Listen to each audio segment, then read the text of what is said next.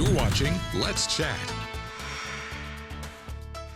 Well, the Scenic City's hot real estate market has headlined the news throughout the past couple years, and I'm excited to be here with my very good friend, Becky Cope English with Scout Realtor Group. Thanks for being here today, Becky. Oh, I'm excited. Yes. Excited to be here. So talk to me about the state of the industry. I know when I worked with you and you helped me sell and buy my homes, Right.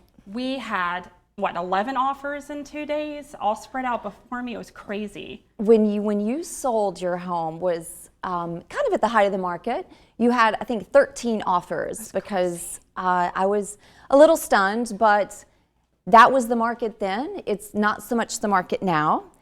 It did change rapidly, but you're pretty lucky, and I think a lot of homeowners actually capitalized on that market that we had. Well, I got lucky finding you and your hard work, and I'm not just saying that. So what sets you all apart, and how is the industry right now? You say it's not quite as hot. What does that mean? When I say it's not quite as hot, I think that consumer confidence is what you have to think about. Overall inflation, that's a big one. Interest rates have ticked up, and even though the interest rates are still lower than when I bought my first home, people are a little bit, I'm not so sure I want to go ahead and buy at this, 6% and instead want to wait for that 3% to come back, which likely isn't going to happen.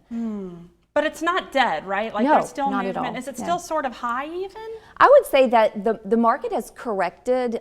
It's one of the words that we use because I think it's the best way to describe the market in terms of prices were high. Were they high? People were buying houses. People were paying over asking price. So while they were called high, they actually were the prices that the market was willing to pay. So that's the market price. Now that the interest rates have risen and there's all these other factors that are affecting consumer confidence, people are pulling back a little bit. There's just an uneasiness. What's coming around the corner? Is inflation going to continue to rise? Is it going to come down?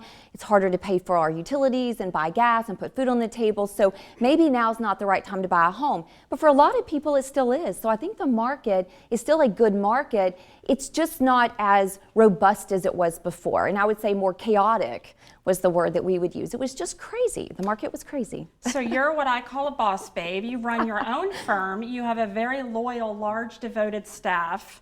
So other than being just an amazing manager, what sets you apart when people might be bombarded with multiple real estate agencies to choose from? Why choose Scout? Wow. That's all very flattering. I would say, and I appreciate it because I worked with you, so I experienced it. Well, it was amazing. I think that there's a lot of wonderful realtors in Chattanooga, and I've been in this business for over 20 years, and I love what I do. But I saw that there was a need to be a little bit different, and that's why we created Scout Realtor Group. And the difference mainly is we're more of we're a small boutique independent firm. We're not a big franchise. We are a small group. I have 3 business partners, one of which is my husband, and we just wanted to be different in terms of offering concierge services. So we're a little bit more in depth with our clients. We more dig in. It's not just we'll list your house or help you buy a house, but we'll help you get the remodeling done, the landscaping done. Do you need a new roof?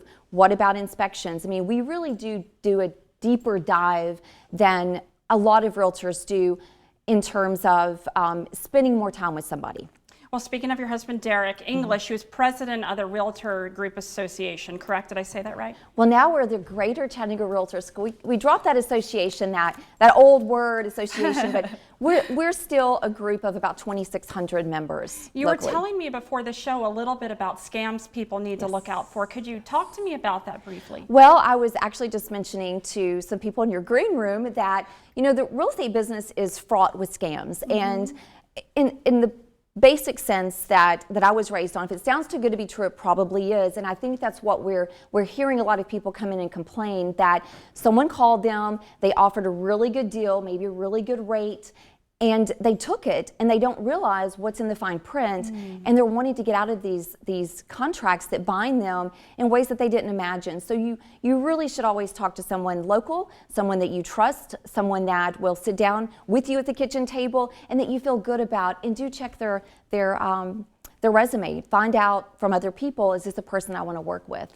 Well, Becky, thank you for being here. How can people get a hold of you? And I've seen you work with all levels of home prices, from small, maybe flipping, investing options to like plantations and equestrian farms. Farms, yes. Actually, we have a couple of great farms listed right now. But the way you would get in touch with us is, I would say, go to our website first. You can read about us. You can see our listings. You can read about the different agents, but also a little bit about why we're different. Or you can also call us, and we're on Chestnut Street, so we're easy to find. Thank you so much for being here, Becky. Next time you're on, I'd love to talk about all the philanthropy Scout Realtor Group does in the community. And you all heard it here, Scout Realtor Group. And you can find them on Facebook and Instagram and scoutrealtorgroup.com. Thanks, Becky. Thank you.